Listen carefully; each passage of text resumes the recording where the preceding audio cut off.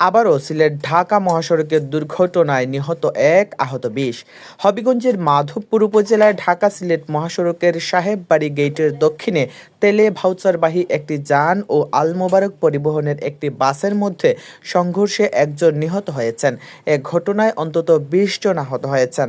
বুধবার দুপুর ১টার দিকে সংঘর্ষের ঘটনাটি ঘটে।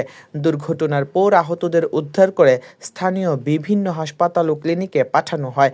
খবর পেয়ে শায়েস্তাগঞ্জ হাইওয়ে পুলিশ দ্রুত ঘটনাস্থলে পৌঁছে নিহতের মরদেহ উদ্ধার করে। এ সময় দুর্ঘটনায় জড়িত দুটি গাড়ি পুলিশ হেফাজতে নেওয়া হয়েছে।